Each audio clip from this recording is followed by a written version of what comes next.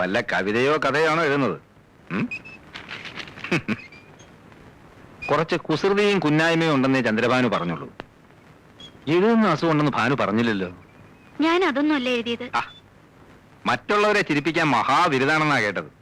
എന്നിട്ട് പാടുപെട്ട് ഞാൻ ഒരു തമാശ പറഞ്ഞിട്ട് ആദ്യം സീരിയസ് ആയിട്ട് എടുത്ത് പറഞ്ഞല്ലോ. കോടതിയിലെങ്ങാനമാണിത് പൊട്ടിച്ചിരുന്നെങ്കിൽ ഇപ്പൊ കൂട്ടച്ചിരി വരുന്നേനെ. ഈ മുറിയിൽ തന്നെ ഇങ്ങനെ ഇരുന്നാ മതി. ആളെ കാണിക്കാനെങ്കിലും അടുക്കളയിലോട്ടൊന്നും ചെന്നില്ലേ അമ്മയ്ക്ക് എന്തോ തോന്നും. മരുമോള് വന്നിട്ട് വീടിന്റെ താക്കോലും ഏൽപ്പിച്ചിട്ട് കാശിയിലോ രാമേശ്വരത്തോ തീർത്ഥാടനത്തിന് പോവാന്ന് പറഞ്ഞിരിക്കുകയായിരുന്നു അമ്മാവിയമ്മ. കേട്ടോ?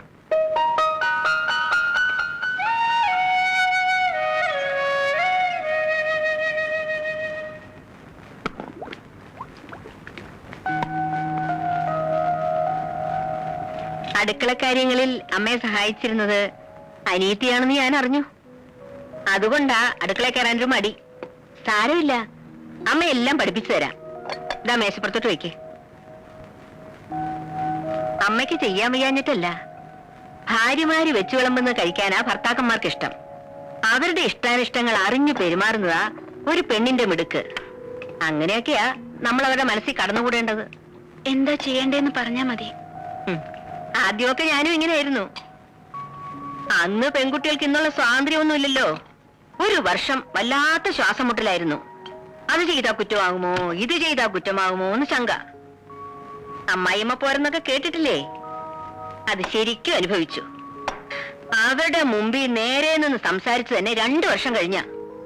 ഇവിടെ അതൊന്നും വേണ്ടി വരില്ല. ഈ വീട്ടിലെ കാര്യങ്ങൾ നോക്കേണ്ടത് നീയാ. പിന്നെ ഭർത്താവിന്റെ അമ്മയാണെന്നുള്ള ഒരു സ്ഥാനം മാത്രമേ എനിക്കുള്ളൂ. ഇനി മോടെ ഇഷ്ടത്തിനായി ഇവിടെ സ്ഥാനം. ആട്ടെ, രാത്രിയിൽ ആഹാരം അവിടെ എത്ര മണിക്കാ? ഈ സമയത്താ. എന്നാ നന്ദനെ വിളിച്ചോളൂ, അമ്മ വിളമ്പ.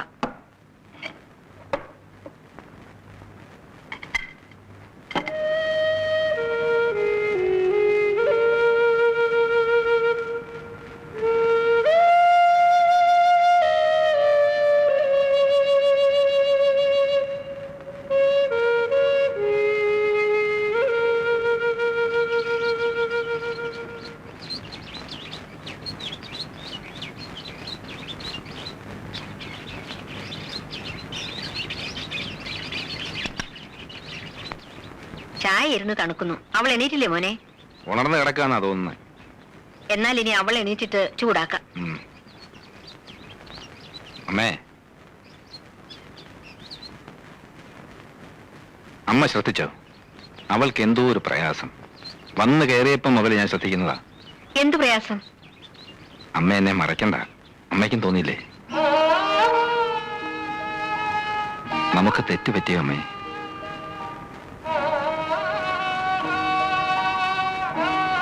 ആതിരയുടെ ഇഷ്ടം നോക്കാതാണോ വിവാഹം നടത്തിയത്? നിന്നോട് ഇതൊക്കെ ആര് പറഞ്ഞു? ജനിച്ച വീടും അച്ഛനെയും അമ്മയൊക്കെ വിട്ടിട്ട് വന്നതല്ലേ. പുതിയ ചുറ്റുപാടുമായിട്ട് ഇണങ്ങിച്ചേരാൻ ബുദ്ധിമുട്ട് കാണും. അതെനിക്ക് അറിയാഞ്ഞിട്ടല്ല, അതെല്ലാ പെൺകുട്ടികൾക്കും ഉള്ളതല്ലേ. ഇതല്ല, എന്നോടെന്തോ ഇഷ്ടക്കുറവുള്ളതുപോലെ. വേണ്ടാത്തതൊന്നും ചിന്തിക്കണ്ട. അവൾ ഇങ്ങോട്ട് വന്നിട്ട് കുറച്ച് ദിവസങ്ങളിലേ ആയുള്ളൂ. എല്ലാം നേരെയാകുമെന്ന് സമാധാനിക്കേ.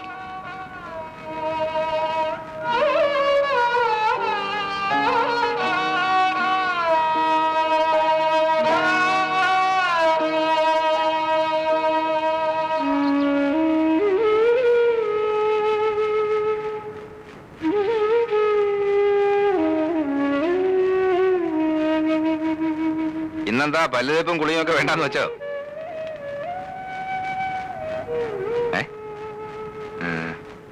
എന്താ സുഖമില്ലേ? ഇരിക്കെ. ആതിരയ്ക്ക് ഇവിടെ എന്തെങ്കിലും ബുദ്ധിമുട്ടുണ്ടെങ്കിൽ തുറന്നു പറയണം. എന്നോട് പറയാൻ മടിയാണെങ്കിൽ അമ്മയോട് പറഞ്ഞാൽ മതി. അമ്മയെ ഒരു അന്യായിട്ട് കാണരുത്. അമ്മ വെറും പാവാ. കാര്യമായിട്ട് എന്തോ പ്രയാസമുണ്ട്. മുഖം കണ്ടാലറിയാം. ഞാനത് അമ്മയോട് പറഞ്ഞു. അപ്പൊ അമ്മ പറഞ്ഞ എന്താണെന്നറിയോ? വീട് വിട്ട് നിൽക്കുന്നതിന്റെ ആണെന്ന്. അത് തന്നെയാവും കാരണമെന്ന് ഞാൻ ആശ്വസിച്ചോട്ടെ. എന്തായാലും തുറന്നു പറയാൻ മടിക്കണ്ട. എനിക്കൊരു പ്രയാസമില്ല. നീ വേഗം കുളിച്ച് റെഡിയാവും. നമുക്ക് ഒന്ന് പുറത്തോട്ട് പോണം. ചെല്ല.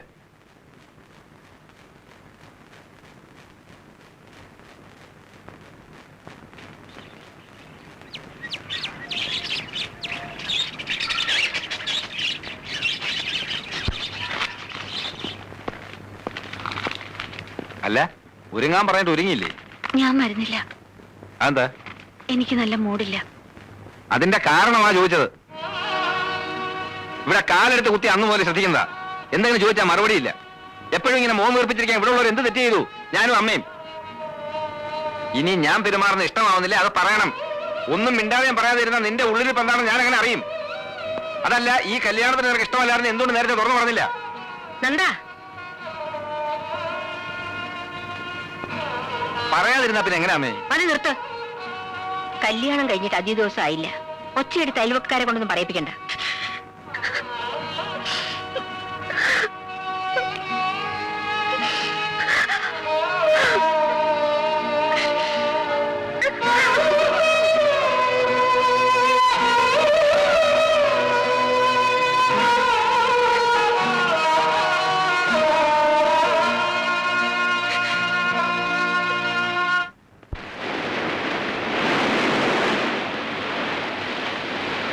ഒരു വിവാഹ ജീവിതത്തെക്കുറിച്ച് ചിന്തിച്ചു തുടങ്ങിയപ്പോ കുറേയേറെ ഞാൻ മനസ്സിൽ കണക്കുകൂട്ടി. ആർഭാടവും ദാരിദ്ര്യവും സുഖവും ദുഃഖവും ഒക്കെ ഷെയർ ചെയ്യാൻ പറ്റുന്ന ഒരു പങ്കാളി, ഒന്നും ഒളിച്ചു വെക്കാതെ ഇഷ്ടവും ഇഷ്ടക്കേടുകളും വിളിച്ചു പറയുന്ന ഒരു ലൈഫ് പാർട്ട്ണർ, അതൊക്കെയായിരുന്നു എന്റെ മനസ്സ്. പക്ഷേ തെറ്റുപറ്റി. ഒരു കണക്കിന് നോക്കിയാൽ നീ ഭാഗ്യവാനാണ്. നിന്റെ കല്യാണം കഴിഞ്ഞ് 3-ന്റെ അന്നായിരുന്നല്ലോ എന്റെ കല്യാണം. ഫസ്റ്റ് നൈറ്റിൽ കുറച്ചു നേരം മിണ്ടായിരുന്നു ഒഴിച്ചാൽ വസന്തഗോകുല ഇതുവരെ നാക്ക് വായിലിട്ടിട്ടില്ല. ആതിരെ സംസാരിക്കുന്നില്ല എന്നല്ലേ നിന്റെ പരാതി? ഇതിങ്ങൾ സംസാരിച്ചു തുടങ്ങിയ കുഴപ്പാ. എന്തൊക്കെ അറിയേണ്ടത്? നമ്മൾ ഒരു സിമ്പിൾ എന്ന് വിചാരിക്കുന്ന കാര്യങ്ങൾ ഇതുങ്ങൾക്ക് ഇഷ്യൂവാ. പറഞ്ഞു പറഞ്ഞു തൊണ്ടയിലെ വെള്ളം വറ്റും. പിന്നെ സഹകരണം, അത് കുറച്ച് അകലത്തിൽ നിർത്തുന്നതാണ് ബുദ്ധി. നിനക്ക് കാര്യത്തിന്റെ ഗൗരവം അറിയില്ല, അതുകൊണ്ടാ. കേട്ടെടുത്തോളം ഞാൻ പറയട്ടെ, നീ ഉദ്ദേശിക്കുന്ന പോലെ പ്രശ്നങ്ങളൊന്നും ഉണ്ടെന്ന് എനിക്ക് തോന്നുന്നില്ല. ആദരിക്ക് നിന്റെ അത്ര മെച്യൂരിറ്റി ഇല്ല. നീ അവളുടെ പ്രായം എന്തുകൊണ്ട് കണക്കിലെടുക്കുന്നില്ല? പ്രായം കണക്കിലെടുക്കാഞ്ഞിട്ടല്ല, കണ്ടപ്പോ ഇഷ്ടപ്പെട്ടു പോയി. അതുകൊണ്ടാ ഇത് തന്നെ മതിയെന്ന് തീരുമാനിച്ചത്.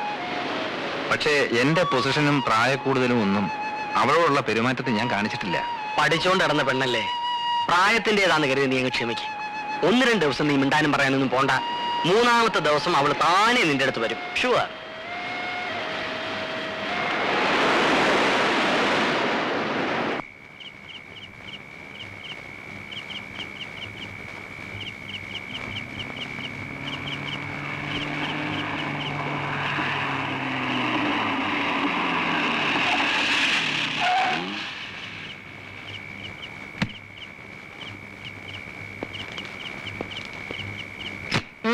നീ ഇതുവരെ എവിടായിരുന്നു?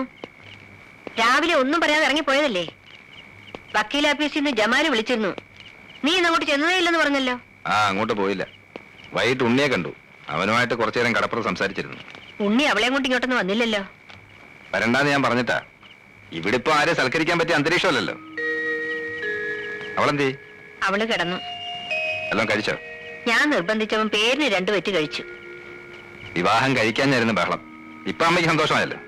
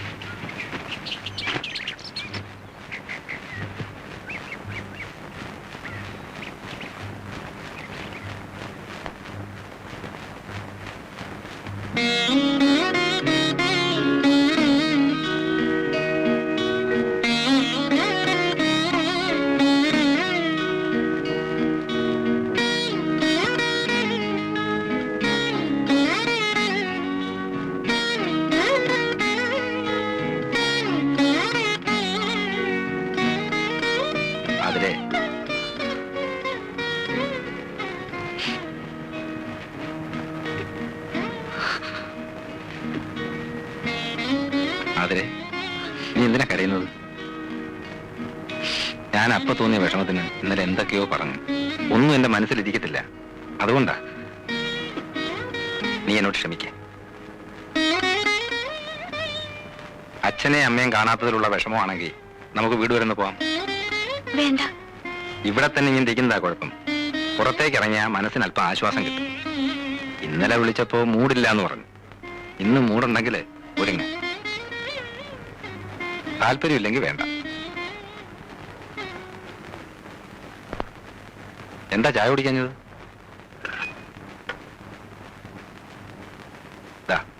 കുടിക്ക.